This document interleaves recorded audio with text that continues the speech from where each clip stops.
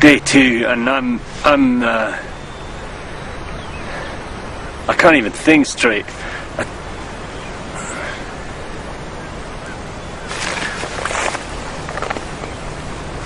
My thinking's just gone completely haywire. I keep doing things again and again, wondering, like I'll go and look for something and then I'll completely forget what I've done with it. It's either the lack of food or the lack of sleep, probably the lack of sleep, but my energy's just gone, you know. And I don't know, I mean, the strangest thing is that I don't know what I'm going to eat tonight.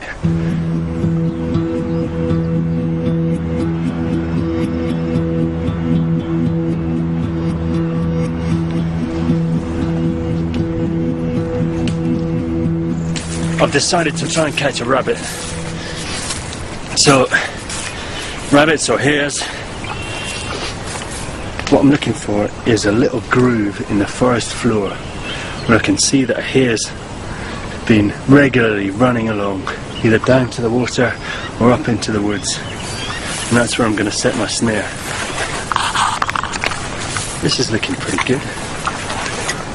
Just so I can find the snares again, I'm going to put these bits of bright string, just wrap them around a tree branch. Can you see that?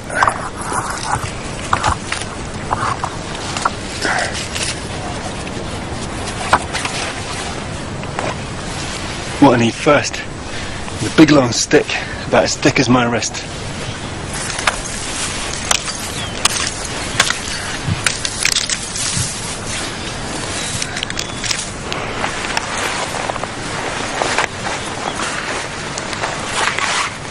This is where I'm going to set my snare. Just below this branch here, the rabbit track is running underneath both of these branches and carries on down the hill there to the lake. I've made this lever tilt already. I'll just hold it still under my arm like that, and I can measure where the snare needs to be. I grew up on a farm in Scotland. I used to get really excited about catching rabbits. I'd sell them to the butcher for 16 pence a rabbit. But now I've got to catch a rabbit to eat, and if I don't catch anything, I don't eat. Sorry, Mr. Rabbit. Out here though, I've got to kill to eat. So being at one with nature doesn't really mean it's all softly or friendly to the animals. I actually have to kill things here or I'll starve to death.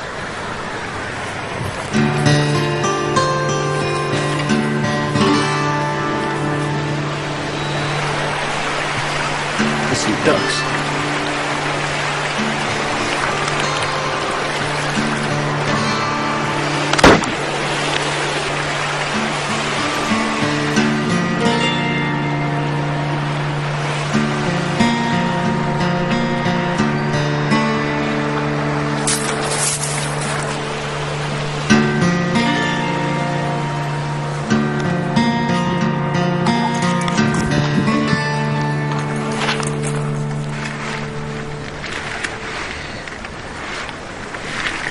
It's a bit scary, this having no food stuff.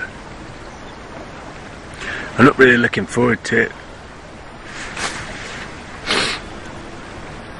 I've put myself in this situation and it's really hard work. When you've got no food, you get really run down, you get really tired. And I'm not there yet, but I know it's really hard.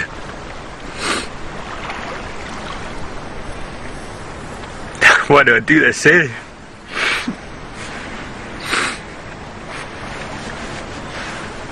I look pretty stupid now. I'm hungry already.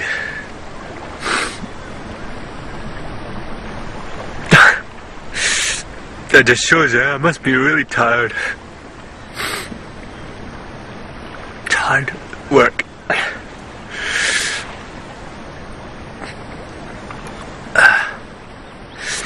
It's kind of fear as well. fear catches up with you a bit.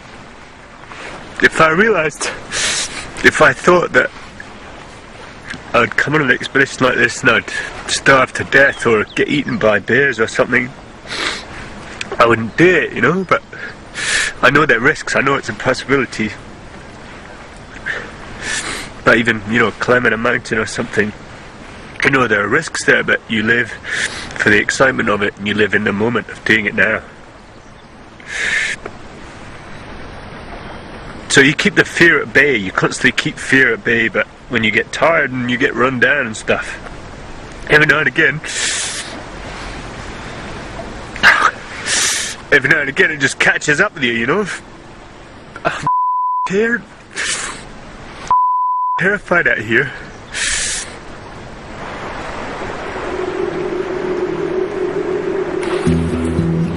The lack of food and sleep is causing Ed to experience huge mood swings.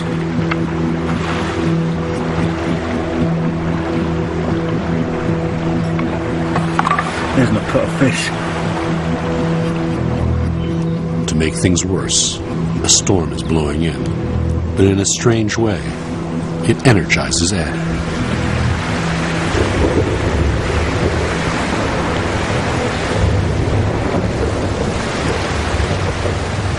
So we got a bit of a storm coming through. Lots of thunder and lightning. Trying to keep my fire going just enough so I can cook my dinner. Pretty nice though. I got the right clothes, I got the right shelter. It's great!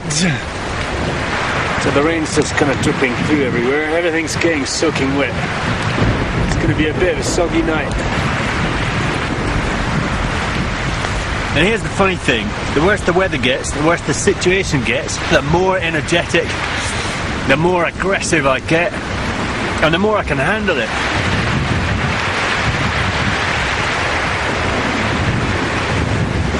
I'm pretty happy.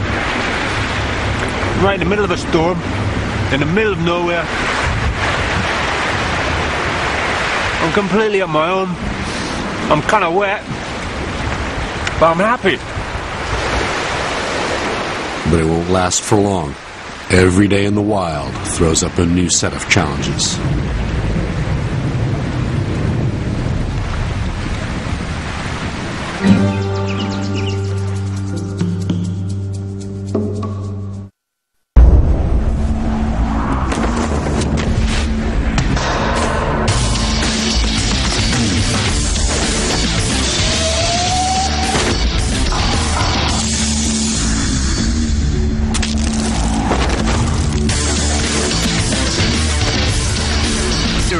Dual Survival starts Monday, 4th of October, only on Discovery Channel.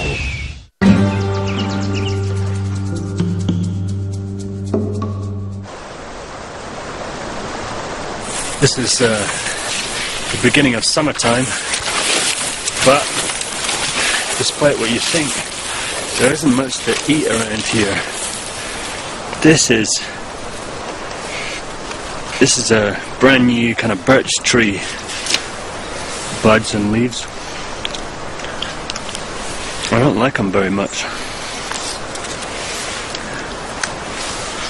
but better than nothing, right? You start feeling like a bit of an animal. I'm pretty sure that's birch. What do you think?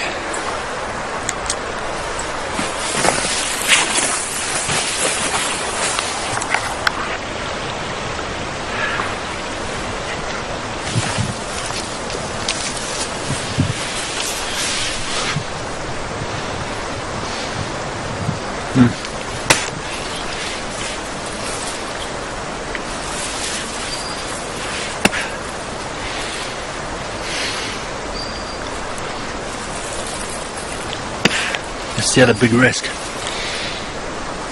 When you're eating plants, you've got to make sure that you know what you're doing. And if it tastes bad, you should spit it out as quick as you can.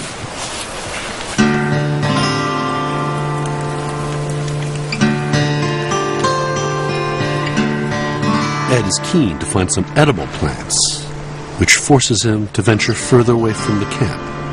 and deeper into bear territory.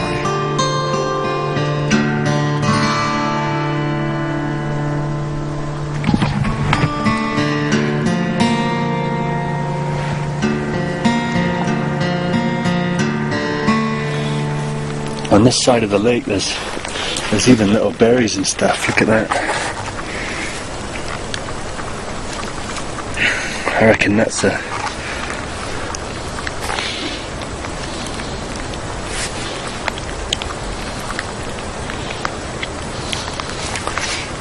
well, I think they're alright.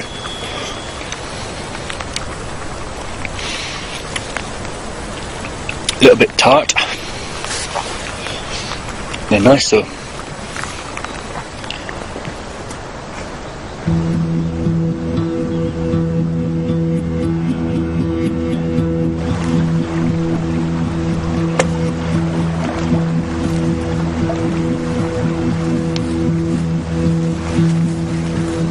Ed can't always see the wildlife all around him, but he can sense their presence. I just keep hearing things. It's never quiet here.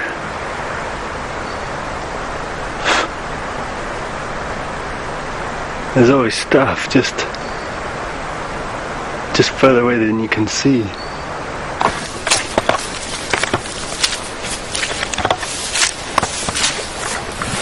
This is just in front of me. There's a little bit of muddy track and there's some really fresh moose prints. Moose is the biggest deer in the world. A really huge animal, and they can be quite aggressive. They're more dangerous than bears apparently. I'll just turn this around and show you.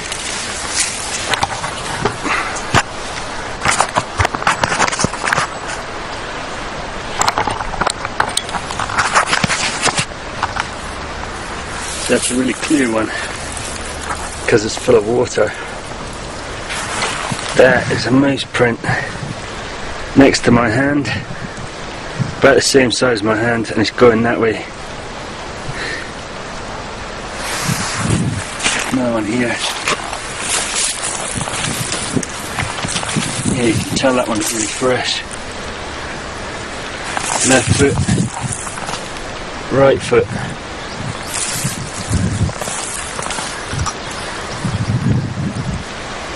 Don't know where he's gone though.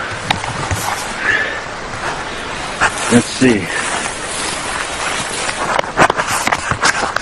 That is very, very, very fresh moose dung. Solid pellets. 1, 2, lots of them. Like 50 solid pellets.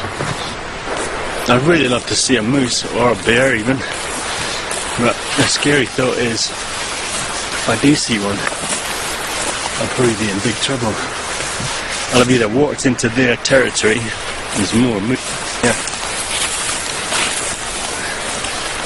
and there.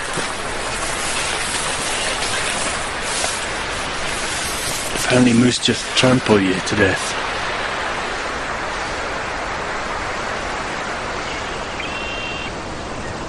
Ed is in direct competition with all the other animals for food, particularly the bears. The thing about hunting is you got to stay quiet so you don't scare things away. But you're also hunting in a place where there are lots of bears, and you're supposed to make lots of noise so you don't surprise the bears.